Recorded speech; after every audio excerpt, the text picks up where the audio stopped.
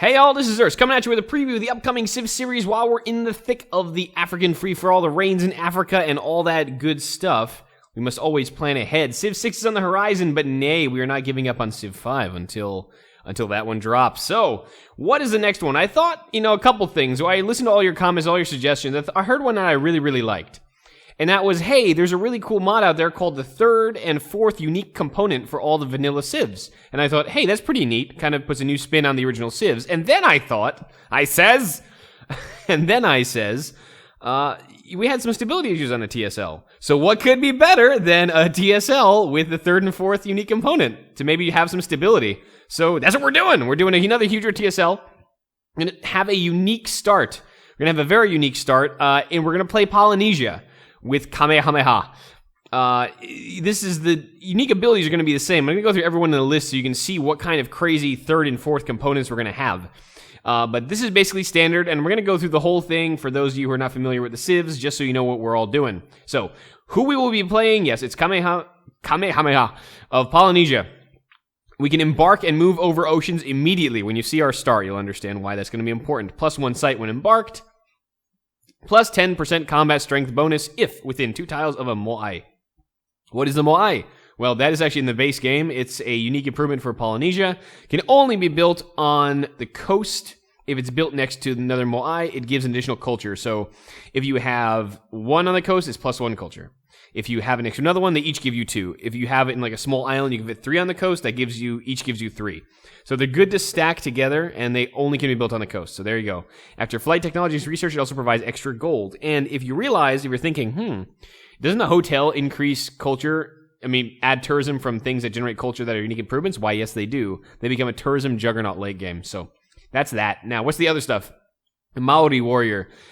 This is, again, the vanilla unit. It's a warrior replacement. It does 8 combat strength damage, just like the warrior, but it freaks other units out. The Haka War Dance, I think it's like -10 or -15%, I think. And this promotion keeps. So build a bunch of these early. You'll have really strong infantry later. So one of the new unique components is the Koa. It's a 16 strength swordsman replacement, so as strong as a pikeman, which is stronger than a swordsman. It's amphibious and doesn't require iron. Badass. So basically this kind of goes right into that beautifully. Last but not least, there's a fish pond. Fish give you +1 food. It gives you 3 food initially. It's a watermill replacement that you get in animal husbandry, so very early. It can only be built on coast. It generates 1 fish resource near you and increased food yield of fish tiles. So pretty cool. All right, so that's how Kamehameha works. So who else are we going to have in this game? Now, I play tested this a little bit because we had some problem with runaways and spacing. There'll be some familiar faces, some that we haven't seen. We haven't played a lot of vanilla civs, obviously. We're playing a lot of modded civs, so there you go. So who's the first in the list? Going vaguely alphabetically. I'm going to try to keep track with this. I didn't really plan this out pretty well. I was so excited to share this, I kind of started jotting stuff down badly, but all right. Askia is going to be in the game. So the Songhai, basically vanilla stuff, receive triple gold from barbarian encampments and pillaging cities. Land units gain the war canoe and amphibious promotions, strengthen them while embarked. So basically an attack across water. He's good at that. The Mandikalu Cavalry is vanilla stuff. It is a knight replacement. It's good, but it's not penalized when attacking cities, which makes it, synergize well with that. Kind of dangerous. He gets the Sofa, which is a crossbow replacement, which can shoot after firing. It can move after firing. It's a little weaker on attack, but it gives free medic. So this, I think, if you did modded civs, Mali has this as their modded unit. Mud Pyramid Mosque is vanilla. 2 culture, 2 faith, so 2 culture in addition to the 2 faith, and it doesn't require maintenance as far as I can tell, yeah. So, yep, new temple, and then for them, they also get the treasury, which is oh dear God, I think this is a caravansary replacement, or is this no, it's a market replacement. There we go, yeah, and it gives you 1 more trade route, so, 1 more gold on your trade routes. Not bad. Attila is going to be in the game, because we need to fill up Asia, otherwise people are going to run rampant. So Attila's there. Raise cities at double speed. Borrow city names from in-game civs. Start with animal husbandry and +1 production per pasture. Standard stuff. Horse archer. Standard stuff again. Ranged unit. Good for hit and run attacks, even though it can, not move after attacking. But anyway, it's still there. Doesn't require horses. The Attila battering ram. This is OP early. You just run into a city and the city dies. It's good stuff. Last but not least, the Centaur. This is basically a Keshik. Attila just got Keshiks. FYI. Be very afraid. And that goes right in from the horse archer, so be very concerned. It's a knight replacement. This is going to be ugly. Basically, Asia is going to be just a massive war zone. And we have the Yurt. +2 happiness. Replace the Circus. Greatly increases border growth. Only the Huns may build it. Go figure. So, already strong, he got stronger. Scurry stuff. Next, we have Boudicca.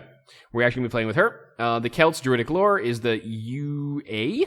+1 faith per city with an adjacent unimproved forest. Bonus increases to +2 faith in cities with 3 or more adjacent unimproved forest tiles. Someone's getting a religion early, methinks. Pictish warrior is, again, baseline. Spearman replacement gets faith for killing stuff and can pillage enemy improvements with no additional movement cost. The other baseline thing is the Cayley Hall. Basically, it's extra happiness from a opera house. Not bad. Unique unit, the new win. It's a chariot, and it's a bonus against other mounted units. And it has medic, I think. Medic 2 even, so pretty good. Kind of helps them jive with their Pictish warriors. Not bad. It's a melee unit now, so it doesn't have the range attack, but it'll definitely synergize well with the frontline Picts. And last but not least, there's a roundhouse, which is a workshop replacement. Increases production, +1 culture from forest tiles. Again, synergizing with that forest bonus. It's good stuff. It's good soup. We'll be playing with Kazimierz Wielki. And he is, again, one of the stronger civs. I want his TSL to be pretty epic, so put some pretty strong civs in here. Free social policy when you advance to the next era. Simple, but powerful. Winged Hussar, making Lancers useful since, when the hell did this game released? 2009 or something? This Brave New World. But yes, the be-all, end-all Lancer that does ridiculous damage. It's much stronger. It has heavy charge, which injures things that can't retreat. It has Shock 1, Formation 1. It does good stuff. It's nasty. Then the other baseline is Ducal Stable, which is a better stable. Gives you gold and gives you XP for mounted units, so not bad. And also gives you gold and production from pastures. So yeah, build your pastures, build your horsemen, and profit. PLZ 23, or PZL 23, sorry, try that again. Fighter replacement, does better at attacking things in land units. That's about it. Not bad. And last but not least, we got a Barbican, which is a +2 food castle. And later, I think it turns to tourism after flight. Yeah, exactly. So again, good early game, and then also good late game. We have Katarzyna Wielka also in the game. And she is, again, pretty balanced, pretty strong. Tends to go sciencey. We'll see how that eventually jives out. Strategic resources provide +1 production, and horse, iron, and uranium give you double quantity. The Cossack is baseline. It's a cavalry replacement that injures wounded units better. And the other baseline is the Krepost, which is the barracks replacement, which reduces the cost of acquiring new tiles. So when your cities want to expand, build Kreposts. Streltsy are the new unit. They fight better in friendly territory. It's a musketman replacement. The Research Institute. Yeah, that's a lot of science. It's a research lab replacement. It's +5 over the research lab, so scary. And she does push the science victory, so she could be a problem. We'll have to watch out for her. Next on the list is Darius of Persia. Again, same baseline ability. Golden Age is 50% longer. During a Golden Age, units receive +1 movement, 10% combat strength bonus. The Immortal is back. It's basically what it was. 1 more combat strength as it had. Heals at double rate. That's what it does. The Satrap's Court, which is, again, one of my favorite things. Again, it comes back from the baseline stuff. It's a bank replacement that gives you +2 happiness and extra money from trade routes. Hells to the yeah. You new stuff here. We got a temple replacement called the Darbamer. Increases faith and boosts the culture of the capital. So definitely do that, and your capital will be a cultural powerhouse. And last but not least, the Klibinari. Sounds like something naughty. But anyway, horseman replacement. Does more damage. Slow but powerful. That's all I need to know. Good stuff. Good stuff. Next on the list, I'm trying to remember who we have. Yes, we have Gajah Mada of Indonesia. Basic stuff is the same. First 3 cities found on continents other than where they start, which provide 2 unique luxury resources, can never be raised. They make unique luxuries like cloves and other things. Very, very nice. Very, very nice. Chris Swordsman stays. This is the 14 strength swordsman replacement that gets a random promotion that could either be awesome or it could suck. First time he goes into combat. The Candy is back. Again, baseline. It's a garden replacement, +2 faith, and gives you +2 faith for each world religion that has at least one follower, and does not need to be built next to a river or a lake because he tends to be coastal anyway. New thing, the Kapal Jung, or Jung. I don't know how that would be actually transliterated in Indonesian. My Indonesian is just a wee bit bad, meaning it's non-existent. It's a trireme replacement. It can immediately go into oceans at a movement penalty. So, again, kind of that whole islander, find places to settle and settle quickly. The Wayang, which is an amphitheater replacement. More culture. Yes, and more great musician speed, which is funny. It only comes into play later, but, it'll work. We have India, because what's a game for late game without Gandhi? He's throwing nukes everywhere. Again, same standard abilities. Unhappiness from number of cities doubled. Unhappiness from number of citizens halved. That's what they do. War Elephant, again, baseline. It's a stronger chariot replacement. It has 3 movement. It shoots good. It's really quite powerful. It's basically composite strength. It's good stuff. The Red Fort, and the Mughal Fort, rather, it's still there. Provides +2 tourism after a flight is researched. Everything else remains the same. The 2 culture is standard. The Mandir, it's a temple replacement, I think. Yep, increases the faith of a city. So again, +3 faith built in. And yields bonus science in cities with large population. 20% of the population goes to science. Not bad. And they have a Sepoy, which is a musket replacement, and they have Siege, which you'll have to remember, makes them scary when they start bum rushing your cities. Not good. So to keep the Huns in check, and potentially the Russians, we have Genghis Khan, the Mongol terror. Everything is basically baseline. Combat strength is +30% when fighting city-state units or a city-state itself. All mounted units have +1 strength. He is just as nasty as he ever was. He still has the Keshiks. I mean, what more to say? 5 movement, 16 strength. They can move and attack and so much scary stuff. The Khan is still there. Super great general that can move a lot. Make everything else heal faster. The Grr is a circus replacement, kind of like the Huns. +2 happiness and +15 experience for land units. And last but not least, we have the Yam, which is a stable replacement and increases the gold production for the city. Not bad. And gives you a horse. Because what is Mongolia without its Keshiks? I've had a few games in Mongolia where I didn't have any horses, and it sucked. This way, he'll always have ability to kill you, right? Isn't that great? Isn't that fun? Not really. All right. Onward and upward, we'll have Gustavus Adolphus of Sweden. Again, baseline abilities, 90 influence for a great person gift to a city-state. If you steal great profits on a regular basis, that's actually really strong. When declaring friendship, Sweden and their friend gain a 10% boost to great person generation. Hagapelita is still there. Lancer replacement helps generals move quickly. Nothing too special. The Karolian is still there as well. It's an infantry replacement, and this is really strong. Line infantry replacement with the Enlightenment era mod, and they have March. This is a very strong unit. I like it. Unique building is a stave church, temple replacement, and improves gold yield on trade routes. So, still good. And the Hochschule, high school, I guess, maybe, or basically university. University replacement. I'm going to stop pretending I know how to speak Swedish, because I don't. Increases science and additional science from jungles and tundra. So, see that? And tundra. That gives him +2 science from tundra, makes his tundra start bonus make sense. You see how this works? These unique components actually kind of help how the Civ works, doesn't it? It's good stuff. We're going to have Ethiopia in there. It's our first African Civ notes. After Askia, sorry. So basic stuff is the same way. 20% combat strength when fighting units from a Civ with more cities than them. That'll happen a lot, I think. The Mehad Safari is still there. 34 strength rifle replacement. Fights better near the capital. Stele, which is the monument replacement, +2 faith, +2 culture, just as strong as it ever was. They will have a religion, no doubt. The Oromo warrior, musketman replacement, kind of goes before the Mehal Safari. Mehal Safari gets drill 1, these guys get shock 2. It's kind of scary. Right? Yeah. And then last but not least, the monolithic church replaces the temple, increases faith, and it bolsters religious pressure. So, yeah, Ethiopia may have some of that good old-fashioned religion going on, spreading to everybody. Okay, onward and upward. We have Harun al-Rashid of Arabia. This is standard, double oil, and 50% increased caravan. However, trader would spread the religion twice as effectively. Right. Forgot about that. Camel archers, kind of like mini Keshiks. 1 less movement, but they do what they do. They can move, fire, and run away. Makes them very strong on flat ground. The bazaar is still there, which doubles the luxuries that are near the city, and each source of oil in the oasis provides +2 gold. Good stuff. Now, the other stuff. Ghazi, which is a swordsman replacement, and it can basically prohibit the spread of religion when garrisoned in a city. Kind of like Inquisitors, they prevent prophets and missionaries from spreading there. It also has double defense from tiles, so they could be quite the pain to dislodge. And the madrasa, not surprisingly, it's a university that also generates faith. Yep, good stuff. So, now moving to the New World, because they happen to come up next. The Iroquois.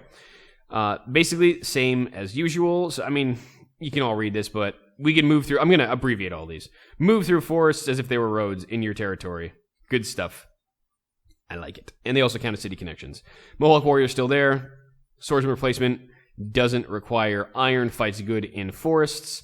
Longhouse is still there. The love it or hate it thing, which is a workshop replacement that requires forests to be useful, +1 production from each forest tile. To complement that, they can now plant forests. That's right. Forests can now be grown on grassland, plains, and tundra. So they can now plant forests to make their longhouse not suck and to make their trade routes work. And their land routes work. Good stuff, Hiawatha. Good stuff. Last but not least, we have the Rusher, which is a musketman replacement, not slowed by rough terrain and excels at urban combat. He moves quickly and he beats down cities, so hopefully he'll be pretty strong as well. We also have Isabella in the game as we continue our European journey here. I think that's most of the European civs already handled. Bonus for discovering natural wonders, Fountain of Youth, the whole Skill Dorado situation. You know how that works. And double yields from all those natural wonders for culture and happiness. And also, obviously, tile yields. So, good stuff. Tercio still there. The musket replacement, which is good against mounted. And the Conquistador is still there. It's the cavalry replacement. I mean, not the cavalry. The cuirassier replacement now with the Enlightenment era. Extra sight. And can also found cities on other continents. The Bull Ring is a theater replacement, which allows more. What is this again? Oh, yeah, +2 culture from from cows. That's right. +2 culture from cows. It creates a cow resource near the city because you need bulls to fight. Am I right? And lastly, the mission garden replacement increases religious pressure. So she and I really want to see how this is going to work out. I think she and Ethiopia, since they're going to start relatively close to each other, should come to religious blows pretty quickly. Should be interesting. Should be a neat dynamic. So Kamehameha, we already talked about. That's our civ. No one touches him. So I'm going to put Monty back in the game. You're like, why did you do that last time he was a runaway? Well, I'll tell you. One of the other civs I had in here became an absolute insane runaway when I playtested this scenario. So we're putting Monty there to hopefully slow him down. Or at least act as a speed bump. I don't know. Anyway, gains culture for killing other dudes. That's what Monty does. Jaguar helps you kill other dudes. Heals 25 damage when it kills a unit. Good in forests. Just double moving through forest. Good stuff. New thing. Upgrade. It's an Eagle Warrior.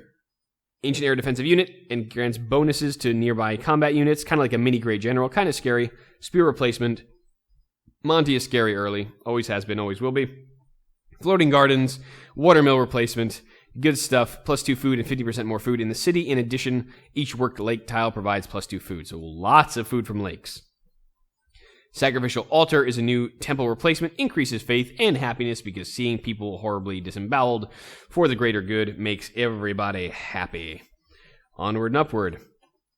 None of that. The Maya. These were not the runaway. I'll tell you when the runaway comes up. So, again, standard abilities. Once you get theology, you get the Mayan calendar and started getting a great person at the end of long count cycle every 394 years. Good stuff.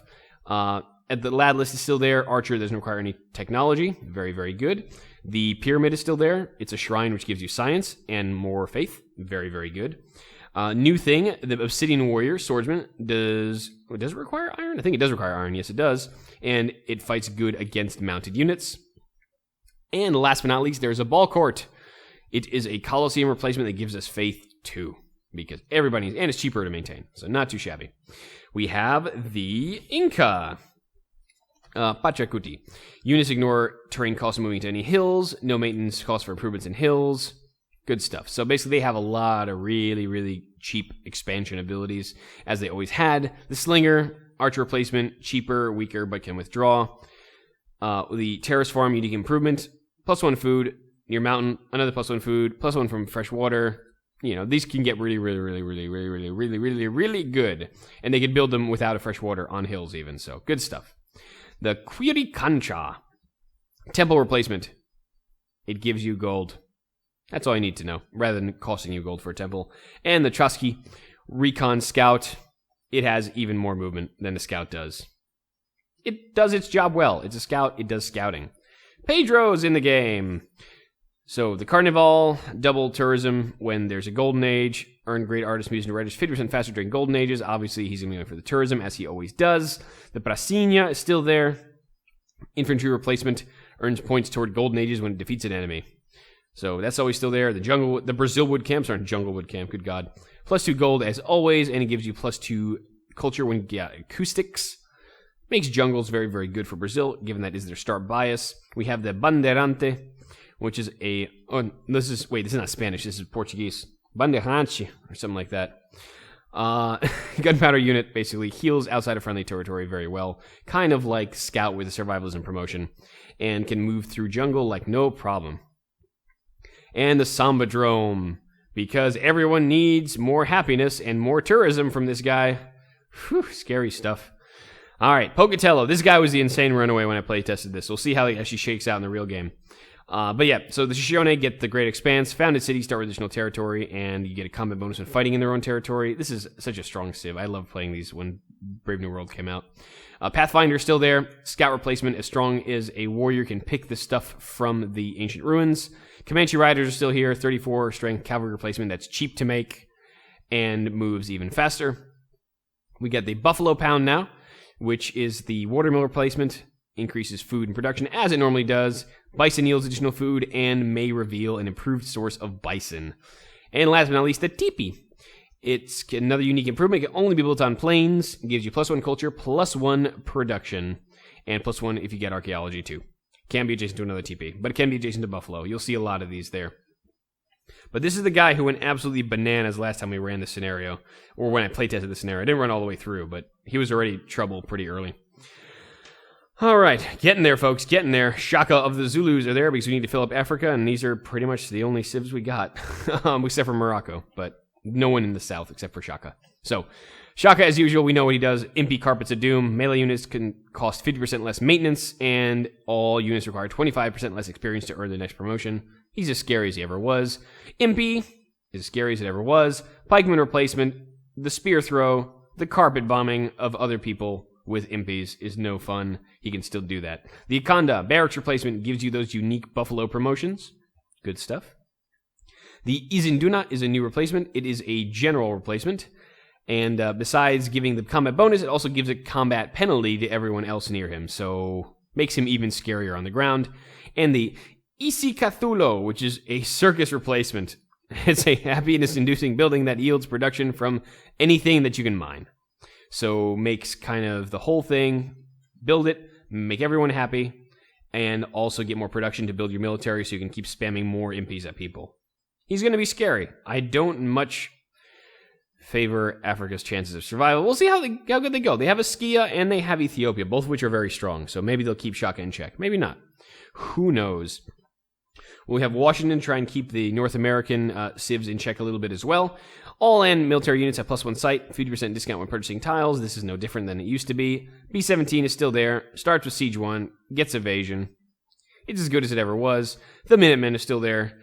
A skirmisher replacement now, thanks to Enlightenment era. No terrain cost, Barrage 1, Golden Age points from killing stuff. The usual good stuff. Very, very strong. Steel Mill, this is a new thing, replaces the factory. Increases production, boosts production of armored naval units. This is kind of what Roosevelt has if you don't use the 3rd and 4th unique component. Iron and coal yield +2 production. Good stuff. So very, very strong factory. Still, 3 of them requires the ideology choice. And last but not least, the ranch stable replacement. +1 production on all these pretty hoofed ruminant tiles, more or less. And last but not least, we have Wu Zetian in China.